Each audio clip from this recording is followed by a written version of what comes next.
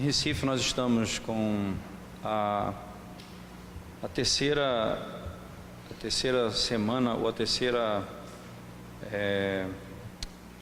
congresso de jovens reformados, que o terceiro vai acontecer agora em novembro, se Deus permitir. Lá nós temos uma parceria, a igreja reformada do Brasil, e nós estamos tentando encontrar uma data que possa, de fato, ser a data oficial do congresso. Tentamos mês de junho, tentamos janeiro, agora vamos tentar novembro. Esse ano nós teremos 2 congressos de jovens reformados lá em Recife. Tivemos um em janeiro, não emplacou, foi muito bom, o número foi muito bom de pessoas, mas poderia ser muito melhor, porque é exatamente no período das férias e complicou muito.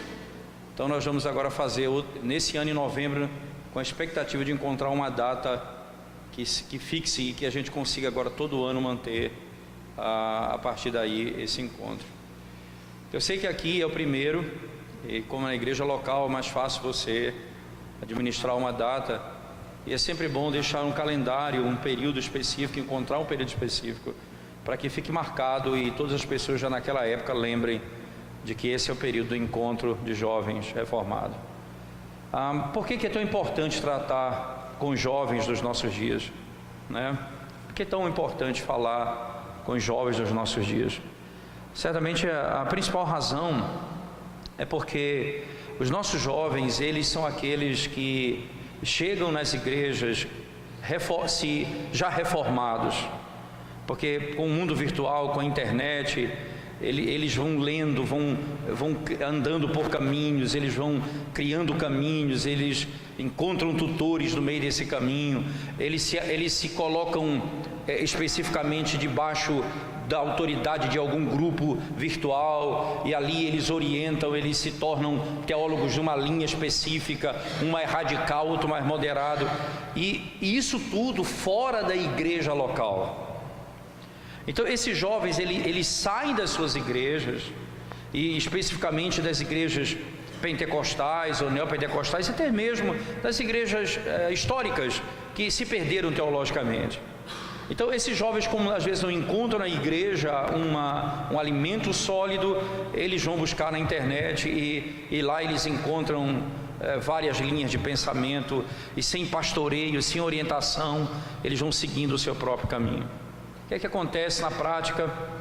Na prática a igreja passa por uma grande crise, porque você vai ter jovens reformando a igreja, e jovem, ele vai ter conhecimento, ele vai ler muito, mas ele não vai ter a sabedoria, o discernimento de lidar com as verdades que ele está aprendendo. A igreja se torna um centro de conhecimento, mas às vezes sem pastoreio, sem um coração pastoral. Daí a importância fundamental desse tema ser levantado, e começar por esse tema, tratar com os jovens reformados, a noiva de Cristo, a igreja do Senhor. Nos nossos dias, onde não se tem membresia, onde você é membro de uma igreja local, mas o seu pastor, ele é o teólogo fulano de tal na internet, e você chega para o seu pastor dizendo: o teólogo fulano de tal disse isso, o senhor falou isso, é melhor o senhor rever seu posicionamento. E quando você começa a ser dirigido dessa maneira, a gente começa a trabalhar para um crescimento, para um aprendizado, mas você vai dilacerando a noiva de Cristo, a igreja, dividindo, tornando a igreja facciosa, com muitas e muitas lideranças, e não há a dignidade que Cristo deu à igreja. Essa dignidade é perdida. Não há nenhum tema mais urgente do que a eclesiologia nos nossos dias. Sou pastor de uma igreja local que também tive o privilégio de plantar. Estamos com 7 anos nessa plantação de igreja, 3 anos de congregação, e 7 anos de organizada, de 4 anos de organizada, juntando todo o tempo 7 anos. Eu posso dizer para você que a igreja foi talvez a maior redescoberta do meu ministério, que era ligado completamente ao seminário, sempre vivi, desde quando me formei, sempre estive totalmente envolvido com o seminário, mas a igreja local tem sido a minha grande paixão. Eu digo isso, vai ficar gravado, o diretor do seminário vai ouvir, mas eu digo isso a você: o seminário hoje, ele não me prende em Recife. O que me prende em Recife hoje é a minha igreja local, a minha congregação, a igreja que eu pastoreio e que o Senhor me deu graça para pastorear. Tem sido para mim uma grande descoberta, e tem sido esse meu trabalho nesses últimos anos. Estou agora estudando com a igreja o tema eclesiologia, passo a passo, ponto a ponto, estudando todo o sistema da igreja, como funciona a igreja, e mostrando na Bíblia qual é o fundamento disso, para que as pessoas e os membros aprendam a amar a igreja de Cristo. E é exatamente isso nós temos de buscar hoje. E quando esse tema foi proposto com base no que foi tratado lá em Recife, no mês de janeiro, eu posso dizer para você que eu vi com muita alegria, aceitei o convite com muita alegria, porque certamente esse é o ponto mais urgente dos nossos dias. Talvez você diga: nós precisamos estudar mais sobre soteriologia, a doutrina da salvação. Outro diz: eu prefiro escatologia, a doutrina das últimas coisas. Outro diz antropologia, o estudo do homem, da queda, da criação. Mas eu posso dizer para você, sem medo de errar, esse é o ponto mais urgente nosso: eclesiologia, o que é ser igreja, como a igreja funciona e qual o papel da igreja. Como último ponto da minha introdução, antes de entrarmos na escritura, eu digo a você ainda mais um ponto, né? Isso é tão verdade que eu estou dizendo, que tem um fenômeno nos nossos dias chamado desigrejados. Veja que coisa impressionante. São os crentes que não têm igreja. Nós somos crentes em casa, nós não somos crentes na igreja local. Nós não temos comunhão com os nossos irmãos, porque a igreja não é tão boa como eu sou, e a igreja não tem tudo aquilo que eu acho que ela deveria ter. Consequentemente, eu prefiro estar em casa do que estar na igreja. Esse fenômeno, certamente, ele é um sintoma de um grande mal, que a igreja está em crise, na liderança, no ensino, na doutrina. E eu não apenas culpo os desigrejados disso, eu culpo a própria igreja disso também, no sentido daqueles que se dizem liderança da igreja. Mas sem dúvida alguma, esse fenômeno de crentes sem igreja é algo muito estranho, que não combina com a realidade do corpo de Cristo. A minha palestra hoje é lidar com a seguinte pergunta: porque será que é necessário eu me tornar membro de uma igreja? Que base bíblica eu tenho para ser membro de uma igreja local? Existe algum fundamento na Escritura em que eu sou obrigado a ser membro de uma igreja local? O que faço se eu sou membro de uma igreja que não tem nem hall de membros? Perguntas como essa. Mas essencialmente a pergunta é: devo eu ser membro de uma igreja local? Devo eu ser membro de uma igreja local? Qual o fundamento para isso?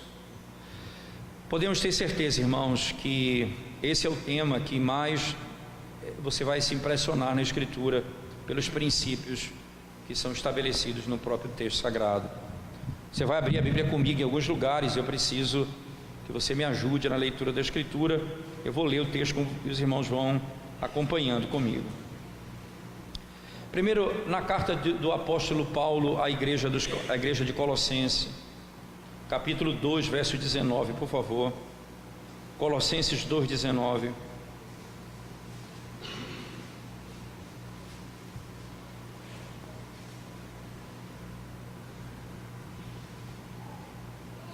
Diz assim a palavra de Deus: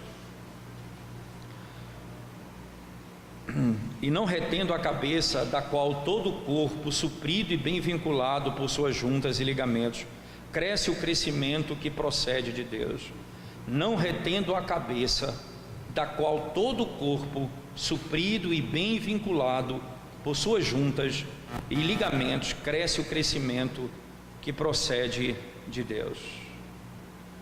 E preste atenção, irmãos, a Escritura Sagrada, ela vai perceber o crente, ou descrever o crente como parte de um corpo maior. Ele é um membro e ele é parte de uma realidade maior. Então ele tá unido a quem? Vinculado a quem? Ao cabeça, que é Cristo.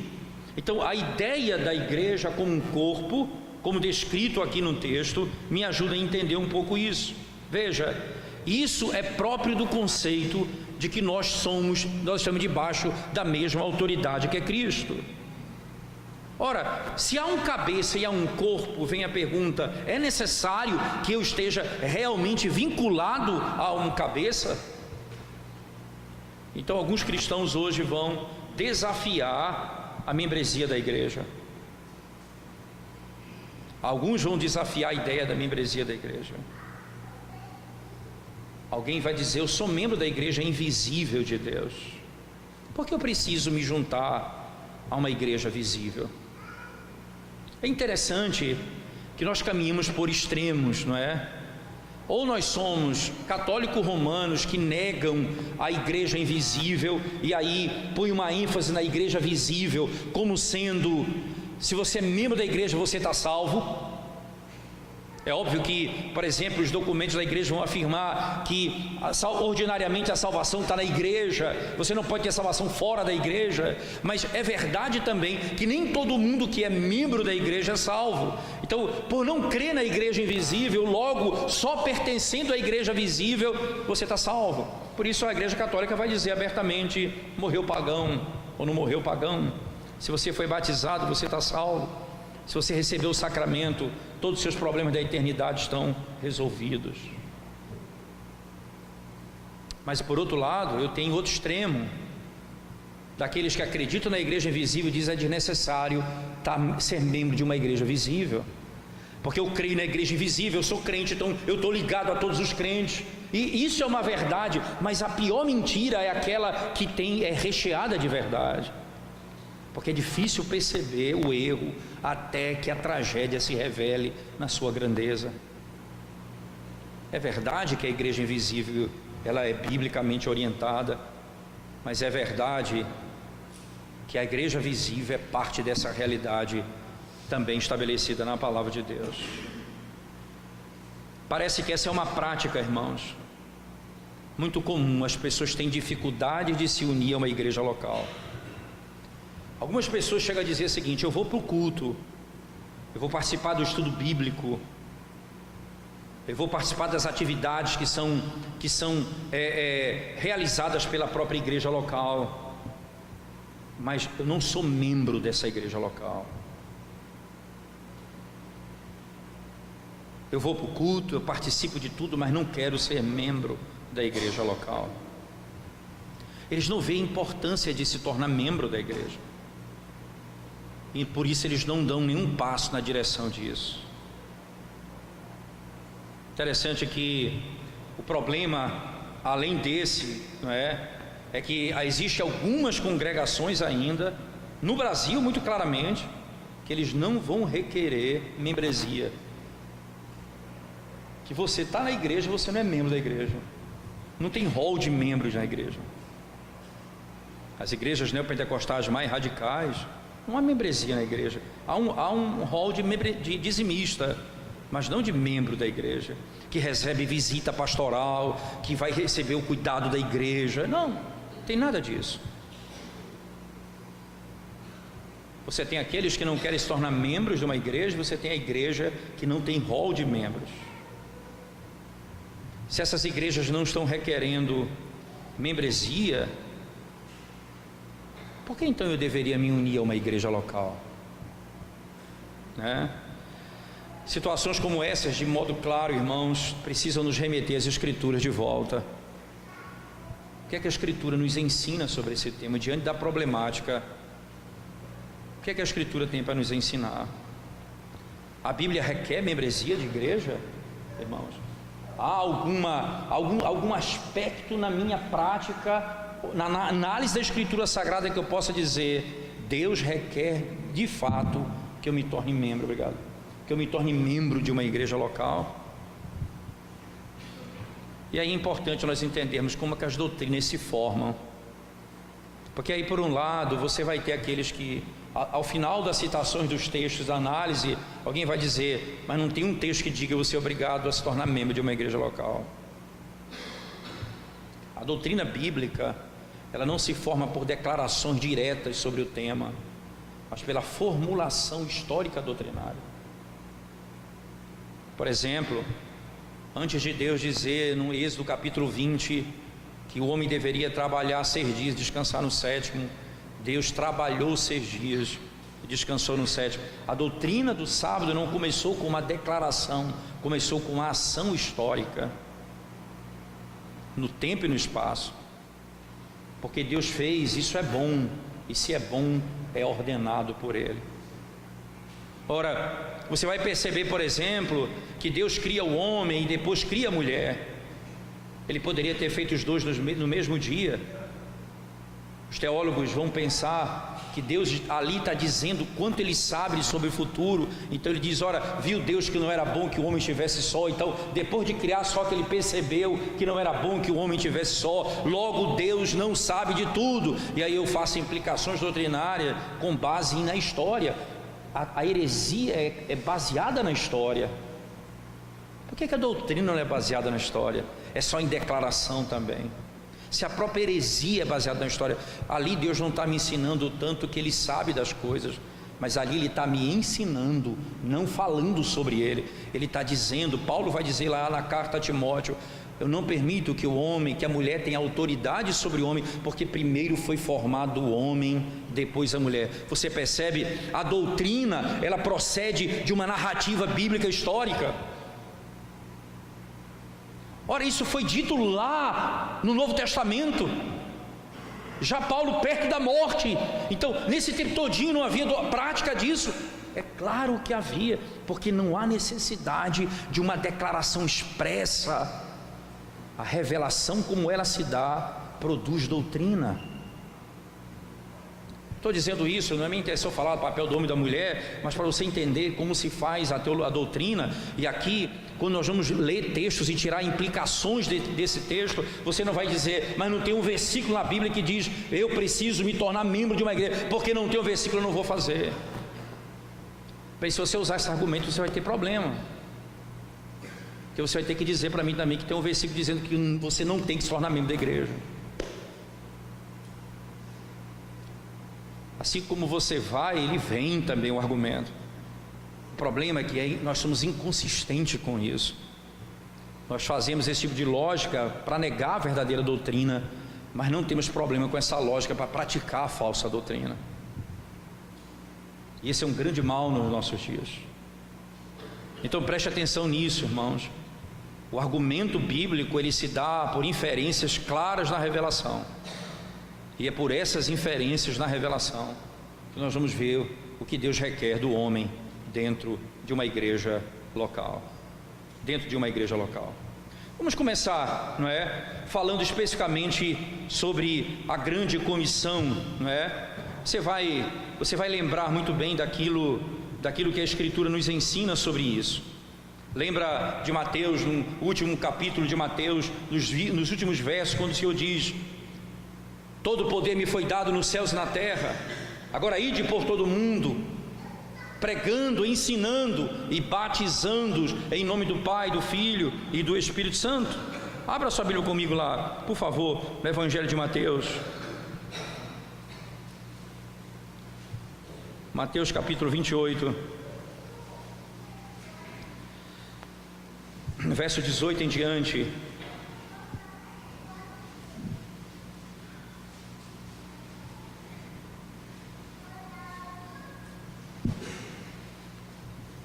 Jesus aproximando-se, verso 18 do último capítulo, Jesus aproximando-se falou-lhes dizendo: toda autoridade me foi dada no céu e na terra, ide portanto, fazei discípulos de todas as nações, batizando-os em nome do Pai, do Filho e do Espírito Santo. Como que essa grande comissão deve ser executada, irmãos? Como é que a comissão é dada? Veja, ela é dada primeiro pela entrada e pelo aperfeiçoamento dos santos. Veja, preste atenção, Jesus aproximou, falou-lhes dizendo: toda autoridade me foi dada no céu e na terra, ide portanto, fazei discípulos de todas as nações, batizando-os em nome do Pai, do Filho e do Espírito Santo. E aí perceba, eles entram, eles são recebidos, e aí não só a entrada, veja a segunda parte, ensinando-os a guardar todas as coisas que eu vos tenho ordenado. Há um aspecto do ajuntamento e há um aspecto do aperfeiçoamento dos santos. Como isso se dá, irmãos? Como a grande comissão é executada na Bíblia, não é? A palavra de Deus era pregada por aqueles homens que eram vocacionados e chamados pelo Espírito para fazê-lo. E eles eram então enviados pela igreja. Quando o Espírito do Senhor abençoava a pregação da palavra e os homens respondiam com fé e arrependimento, então eles começavam a viver uma vida conjunta. Em Atos, no capítulo 2, por favor, verso 42, veja como a grande comissão se revela. Atos 2, verso 42 especificamente, a Escritura diz assim, verso 42 diz assim a Escritura: e perseveraram na doutrina dos apóstolos e na comunhão, no partir do pão e nas orações, e perseveravam. Veja, eles começavam uma vida comum, eles criam na palavra e viviam conjuntamente, viviam em comunidade. Interessante, eles começavam a viver uma vida comum. No verso 46 do mesmo capítulo, veja o texto comigo, ele diz assim: diariamente perseveraram unânimes no templo, partiam pão de casa em casa e tomavam suas refeições com alegria e singeleza de coração. E no verso 47 Lucas diz: louvando a Deus, cantando e contando com a simpatia de todo o povo. Enquanto isso, acrescentava-lhe o Senhor dia a dia os que iam sendo salvos. Acrescentava aonde? Ao corpo daqueles que já pertenciam e tinham comunhão na igreja. Em outras palavras, quando uma pessoa professa a fé em Cristo, ele é adicionado ao grupo dos que já existem. Veja a linguagem de Lucas: e acrescentava-lhes o Senhor. Veja, eles eram adicionados dia a dia, e acrescentando o número daqueles que iam sendo salvos. Eles se uniam na igreja. Esse é o padrão que vai ser visto continuamente no livro de Atos. A palavra é pregada, eles criam no Evangelho, o povo professava a sua fé, e eles num local específico se congregavam, ou eles tinham reuniões em assembleias por meio de um governo que tinha sido determinado por Deus. No mesmo livro de Atos, por favor, capítulo 14, verso 23, veja o que diz a Escritura. Atos 14, verso 23: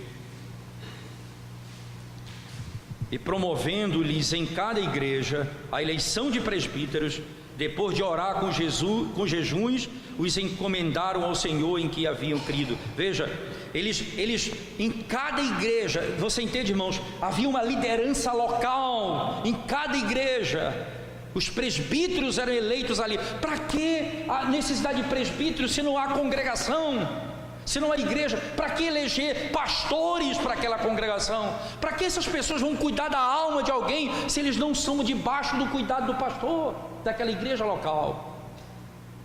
Não faz sentido isso. A vida deles, irmãos, individualmente e de modo corporativo, elas eram governadas por Cristo na igreja.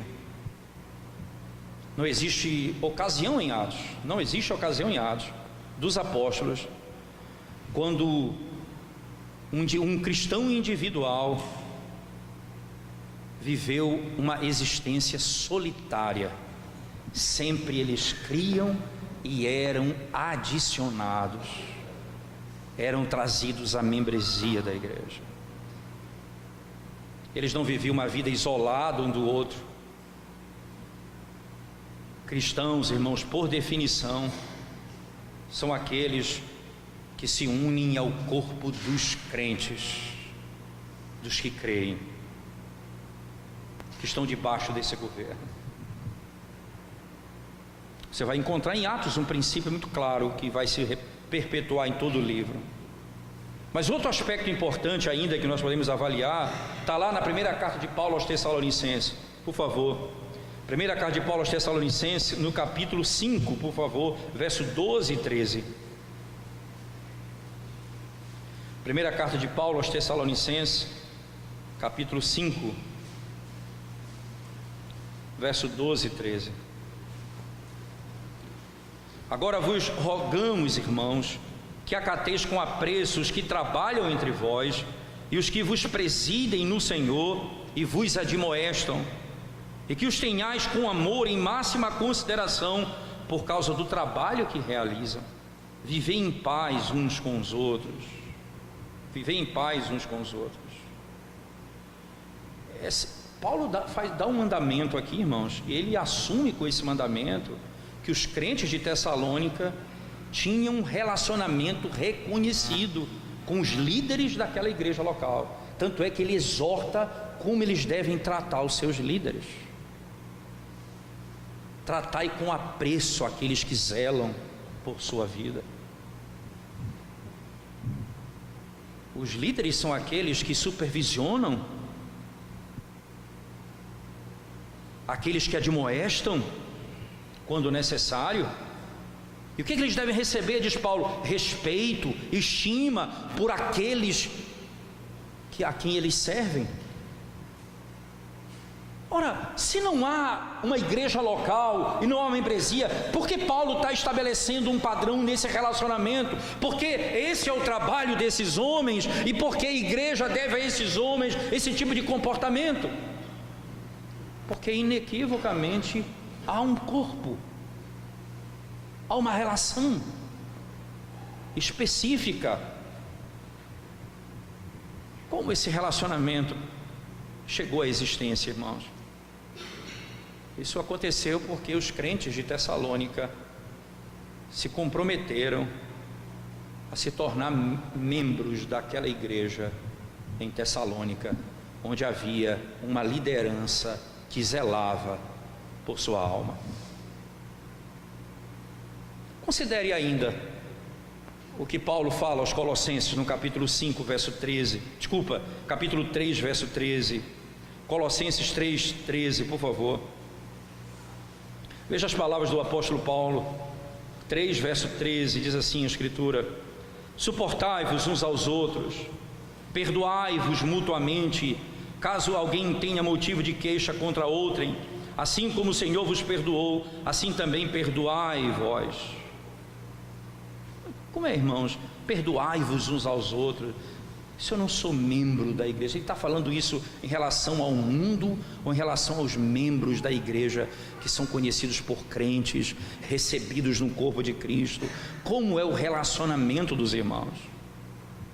Ainda a Escritura, no mesmo texto de Colossenses, no verso 16 agora, veja as palavras do apóstolo Paulo: habite ricamente em vós a palavra de Cristo, instruindo-vos, não é? Instruí-vos e aconselhai-vos como mutuamente em toda a sabedoria, louvando a Deus com salmos e hinos e cânticos espirituais, com gratidão em vosso coração,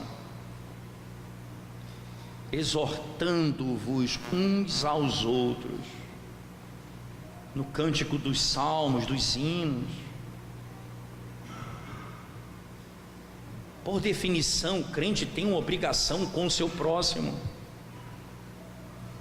O que é que Paulo tem em mente, irmãos, quando ele pensa no outro, um ao outro? O que é que Paulo tem em mente quando ele fala isso? A resposta está na própria carta aos Colossenses, no verso 1, no capítulo 1, verso 12. Veja, por favor, capítulo 1, verso 12. Veja as palavras do apóstolo Paulo, quando ele está fazendo a saudação à igreja. Capítulo 1, versículo 12, diz assim o texto sagrado: dando graças ao Pai que vos fez idôneos à parte que vos cabe da herança dos santos na luz. Isso aqui, especificamente, é o versículo, desculpa, eu falei 12, não foi? É o verso 2, desculpa, é o verso 2. 1, 2, diz assim o texto: dando sempre graça a Deus, dando sempre graça a Deus, Pai do nosso Senhor Jesus Cristo, não é? Quando oramos por vós. Veja a expressão que Paulo utiliza aqui. Deixa eu ler do início do verso 1 até o verso 3 especificamente. Paulo, apóstolo de Cristo Jesus, por vontade de Deus, e o irmão Timóteo, aos santos e fiéis irmãos em Cristo que se encontram em Colossos, graça e paz a vós outros, da parte de Deus nosso Pai, e damos sempre graças a Deus, Pai de nosso Jesus Cristo, quando oramos por vós. Veja a expressão no verso 2: aos santos e fiéis irmãos em Cristo, que se encontram onde, irmãos? Em Colossos. A igreja que se encontra um ao outro, diz respeito aos irmãos da igreja de Colossos, o cuidado específico com aqueles que são membros dessa igreja. Paulo tinha em mente aqui um corpo definido de crentes, que tinha obrigação um com o outro naquele corpo. Ora, Deus não vai tratar comigo se eu não perdoei o pecado do meu irmão que mora na Ásia. No sentido de que eu talvez nem conheça pessoalmente. Como é que ele manda eu perdoar o pecado do outro? Como é que eu mando eu fazer isso? Ele está lidando numa relação de uma igreja local, aos crentes da igreja de Colossos. Esses têm obrigações uns com os outros. É a membresia da igreja, irmãos, que torna possível isso. E é a membresia da igreja que torna isso uma obrigação e uma exortação dada por Paulo. Se não praticar, estão quebrando a lei de Deus. Se é uma ordem para que eu faça isso com o próximo da minha igreja, é porque nós somos membros dessa igreja, e há um pastor e presbíteros que supervisionam a minha vida e a vida da igreja. Paulo não está pensando em cristãos que estão passeando de igreja em igreja, que domingo está numa igreja, do outro domingo está em outra igreja, o domingo está em outra igreja, o domingo está em outra igreja. Paulo não está pensando nesse tipo de crente, porque se você vai tratar com alguém, você vai tratar com alguém no corpo de Cristo, na igreja local. Como é que você pratica isso? Vindo num culto, ouvindo a pregação, cantando os cânticos, mas não se tornando membro da igreja local. Como que aquele mandato, aquela ordenança, como ela vai ter peso sobre você? De modo nenhum vai ter peso sobre você. E é exatamente isso que você quer a leveza de entrar e sair, e não se tornar cobrado pela própria ordem de Deus em relacionar-se com o outro. Interessante aqui outro princípio muito claro, está lá em Mateus 18, irmãos, por favor. Mateus 18, veja o que a Escritura diz.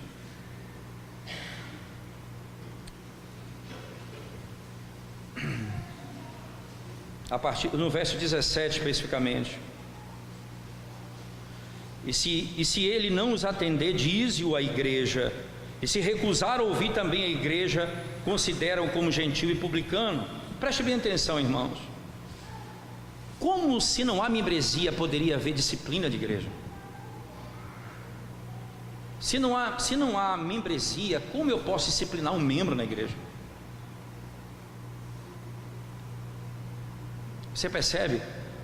Não há uma declaração, torne-se membro, mas há todo um princípio para que se revela com uma necessidade de alguém ser membro de uma igreja. um pecador que não se arrepende. E o texto diz, ele se recusa a ouvir a igreja. Então a igreja tem autoridade para dizer gentil e publicano. Você entende como é interessante?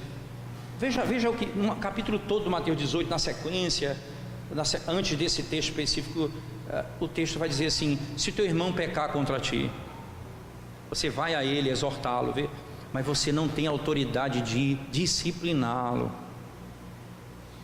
Aí você vai chamar 2 testemunhas com você. Veja, pode ser um presbítero e um pastor como testemunha. Também não tem autoridade para discipliná-lo. Quem tem autoridade para discipliná-lo? O conselho, a igreja. Não é o pastor sozinho, é a igreja que vai fazê-lo. Nunca uma decisão de disciplina e de restauração é tomada por um indivíduo na igreja, mas pela igreja, isto é, pela liderança, pelos presbíteros da igreja. Como que alguém, irmãos, vai ser tirado da comunhão da igreja se ele não é membro da igreja? Olha, Paulo diz isso na primeira carta dele aos Coríntios, no capítulo 5, quando ele fala de um jovem que se deitava com a madrasta, com a mulher do seu pai, e Paulo diz assim: tira esse indivíduo do vosso meio. Tira esse indivíduo. Como é que eu tiro ele do vosso meio? É disciplina. Ele é tirado da comunhão da igreja, ele é tirado da mesa do Senhor. Aí na segunda carta de Paulo aos Coríntios, no capítulo 2, verso 5, provavelmente esse jovem é restaurado à comunhão, quando Paulo diz assim: que a tristeza dele não seja excessiva, ele já se arrependeu, receba-o de volta.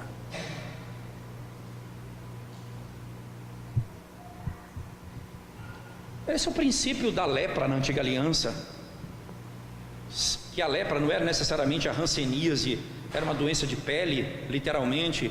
E você imagina que essa doença, quando contaminava o indivíduo, não é porque alguém é doente fisicamente que é tirado da presença de Deus. Aquilo é apenas apontando para verdades mais profundas. E foi isso que o judaísmo não entendeu, quando ele permaneceu com verdades externas. Quando ele dizia apenas não matarás, ele só pensava que era alguém tirar a vida do outro. Jesus falou: se você odeia alguém, você é assassino. Então a lei, os judeus ficaram apenas com o aspecto externo da lei, que apontavam para coisas mais profundas. E ali aquela lepra, quando aquele indivíduo era contaminado, ele era tirado. Tanto é que era o sacerdote que ia avaliar se ele estava curado ou não. O sacerdote era médico. Aí quando o sacerdote chegava lá, se tivesse melhor, ele voltava ao arraial.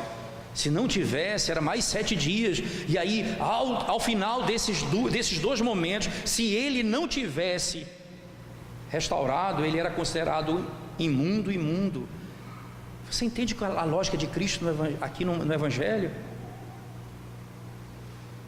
Se teu irmão pecar contra ti, vai um.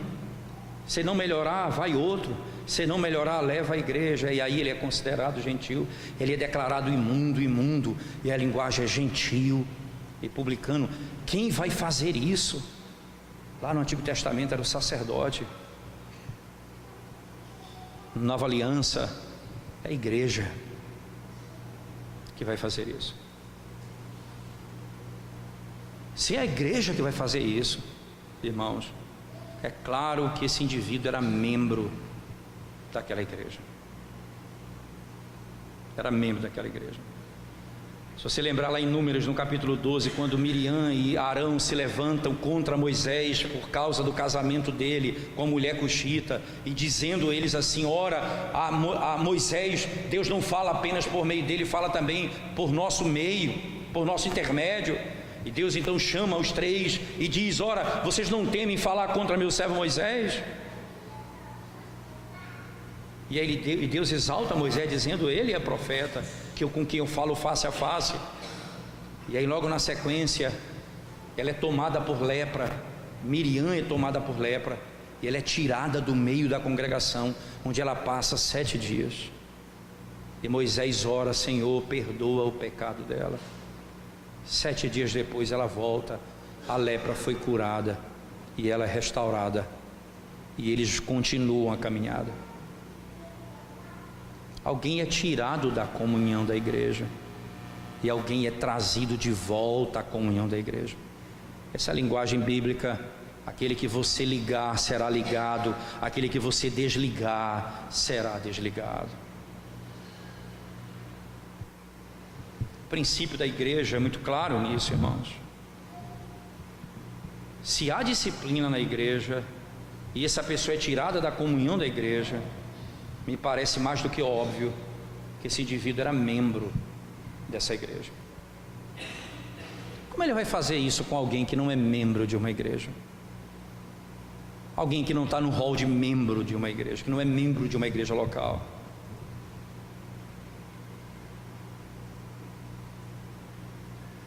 Você deixa de ser tratado pelo Senhor nesse aspecto. Outro aspecto importante, irmãos, é o aspecto da mesa, do sacramento da ceia do Senhor, não é? Quem é que pode participar da mesa do Senhor? Aqueles que são recebidos pela igreja. Interessante, porque lá na primeira carta de Paulo aos Coríntios, no capítulo 11, verso 27, por favor. Primeira carta de Paulo aos Coríntios, capítulo 11, verso 27. Por isso, aquele que comeu o pão ou bebeu o cálice do Senhor indignamente será réu do corpo e do sangue do Senhor. Será réu do corpo e do sangue do Senhor. Cada pessoa deve examinar a si mesmo e comer do pão e beber o copo, e beber o pão e o vinho, né? Para que não venha julgamento sobre ele. Veja o argumento que está por detrás disso, irmãos. Paulo assume que a mesa do Senhor será administrada somente na igreja, quando a igreja se ajunta em culto público. É que você vai ver lá em Atos 20, verso 7, quando ela se ajunta em culto público, a ceia ela é ordenada no culto público. Ele assume também que aqueles que se aproximam da mesa do Senhor são cristãos professos. É isso que Paulo vai dizer mesmo na primeira carta de Paulo aos Coríntios, no capítulo 10, veja, volte comigo, primeira carta de Paulo aos Coríntios, capítulo 10, verso 16 e 17, é isso que está assumido no capítulo 11, capítulo 10, verso 16 e 17, diz assim o texto: porventura o cálice da bênção que abençoamos não é a comunhão do sangue de Cristo? O pão que partimos não é a comunhão do corpo de Cristo? Porque nós, embora muitos, somos unicamente um pão, um só corpo, porque todos participamos do único pão. Veja, o apóstolo Paulo, de modo muito claro aqui, ele diz: a mesa do Senhor significa a união dos crentes com Cristo, a unidade do corpo dos crentes. Veja a imagem como é clara: esse é o meu corpo que foi partido por vós, esse é o meu sangue que foi derramado por vós. Não há como você pensar que alguém pode participar da mesa do Senhor sem que ele professe a fé em Jesus Cristo, creia no Evangelho de Cristo, porque o sangue foi derramado por vós. Aqueles por quem Cristo não morreu não participam da mesa do Senhor. Essa membresia, irmãos, é isso que faz com que a observância do dia da mesa do Senhor pela igreja se torne uma realidade. Como é que nós vamos por que nós vamos tirar alguém da mesa do Senhor? Como é que nós fazemos como membro da igreja? Por meio da disciplina. Então aquele irmão que foi disciplinado, ele não pode participar da mesa do Senhor. Você entende? Se não há membresia, todos podem vir à mesa do Senhor, até os que estão debaixo de disciplina.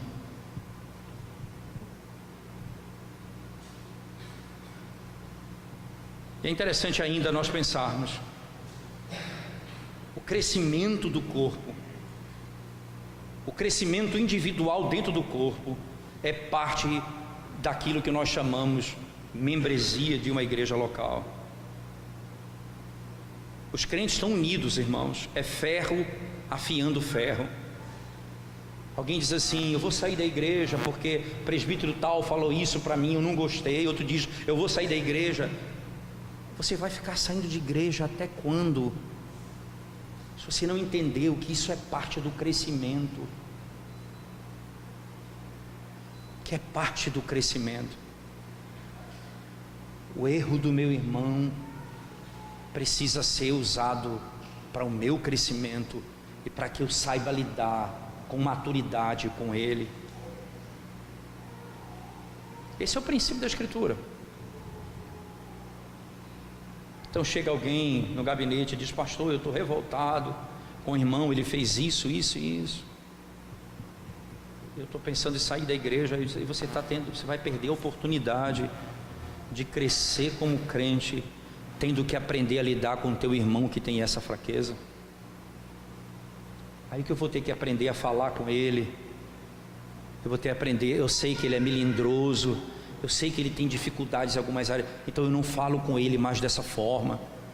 Você entende? Eu vou aperfeiçoando meu amor para com os meus irmãos.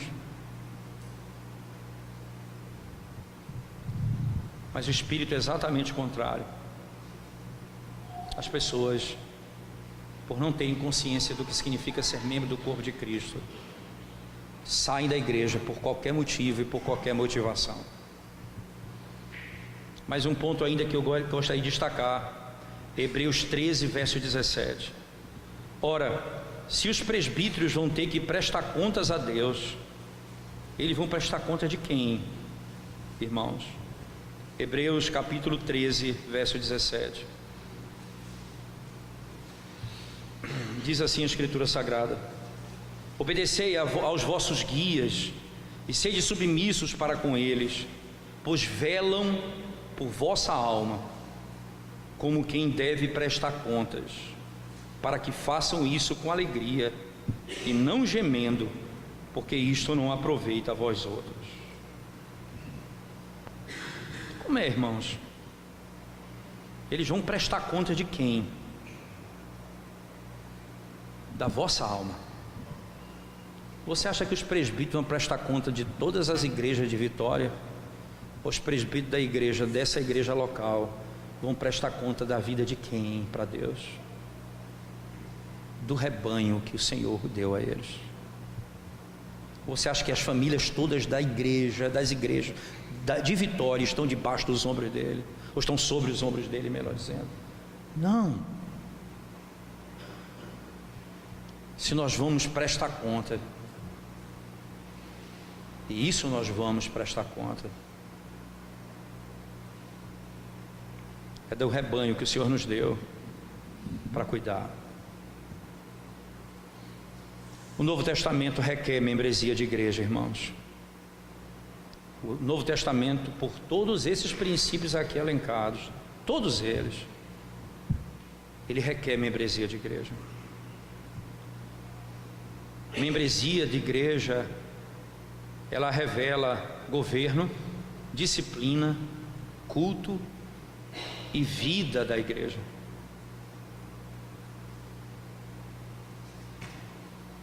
Nós não podemos dizer: eu sou membro da igreja invisível, mas não sou membro da igreja visível.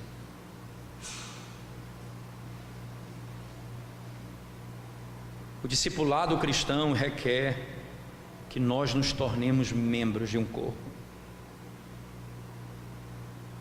Deixar a noiva de Cristo, seguir os seus próprios passos, andar segundo os seus próprios pensamentos, sem dúvida alguma, é não amar a noiva de Cristo. Ora, irmão, se nós dizemos que amamos a Cristo e odiamos a sua noiva, nós não conhecemos a Cristo. Alguém não vai dizer para mim que me ama se ele odeia a minha esposa. Essa pessoa não é querida por mim. E aí eu digo mais, usando o princípio de João: se você não ama aquele que você vê, certamente você não amará aquele que você não vê. Se não amamos a igreja de Cristo, nós não amamos a Cristo, porque essa é a sua noiva. E aí, jovens, preste atenção no que eu vou lhe dizer, irmãos. Eu sei que você vem de igrejas tão complicadas, mas até nas suas críticas à igreja, seja equilibrado, porque você está falando da noiva de Cristo, e não há nada mais precioso para Ele do que a sua esposa. Não fale da esposa de Cristo com o desrespeito que nós falamos comumente. Se há razão para sairmos de uma igreja, essa razão é porque o cabeça é desonrado, é porque o cabeça, que é Cristo, é rejeitado, é porque a verdade dele é pisoteada. Mas nunca outra razão seria motivo para que eu deixe a igreja do Senhor. Esse é o desafio que começamos a buscar na nossa caminhada nesses dias. Para falar da igreja, eu precisava dizer isso a você. Você precisa ser membro de uma igreja? Sim, você precisa ser membro de uma igreja. Há uma ordenança explícita para que você se torne membro de uma igreja? Não. Mas os preceitos e os princípios são tão altos, tão elevados, que seria um grande erro rejeitar as verdades que acabamos de ouvir por um princípio que diz: eu preciso de um texto que diga, você tem de ser membro de uma igreja. Isso é uma coisa que quando eu falo desse assunto, eu me emociono muito pela vida que a igreja representa. Há 4 anos atrás, quando minha esposa adoeceu, a minha esposa teve câncer de mama, e eu estava começando meu ministério nessa igreja local, plantando essa igreja, e eu vi o meu mundo desabar diante de mim. Faltou chão para eu pisar, me vi mais fraco do que você possa imaginar, mas eu tinha uma igreja para cuidar. Mas de repente eu me vi cuidado pela igreja. Que coisa extraordinária! O amor da igreja, o cuidado dos irmãos, o zelo dos irmãos. Me deram licença, eu só consegui ficar 2 domingos fora da igreja. No 3º domingo eu disse: eu não posso mais me omitir no meio de toda a turbulência, eu preciso voltar e pregar para a igreja que Deus me deu para cuidar.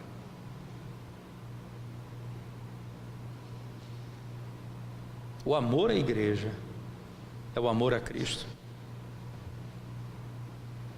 E desde então tem sido essa a minha experiência com a igreja local. Tantos outros problemas já passamos na igreja. Tantos outros problemas já passamos na igreja. Muitas outras enfermidades já cometeram membros da nossa igreja.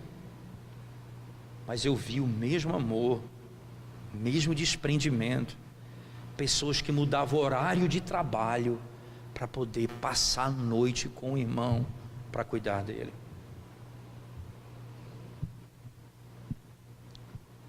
A igreja do Senhor, sem dúvida alguma, revela o grande amor do Senhor. E ela, a sua noiva, que precisa ser amada por nós. Meu desejo sincero, quando começarmos a falar sobre o noivo e a noiva, sobre o homem que representa Cristo e a mulher que representa a igreja amanhã, e depois nós vamos falar sobre como ouvir o noivo, isto é, como é que eu devo me preparar para ouvir o noivo falar. E aí a pregação da palavra de Deus é a própria palavra de Deus, é Cristo falando com a igreja. O preparo do pastor, o preparo do mestre, daquele que Deus chamou para esse fim, é Cristo falando com a igreja. E como eu me assento para ouvir o meu Salvador falar? Como eu me preparo para isso? Serão as palestras que ouviremos amanhã, se o Senhor nos permitir. Vamos orar ao Senhor. Senhor amado, nós te damos graças. Damos graças porque o Senhor é bom. O que seria de nós, Senhor Deus, se nós andássemos no deserto solitariamente? Nós andamos no deserto com o povo que o Senhor libertou do Egito.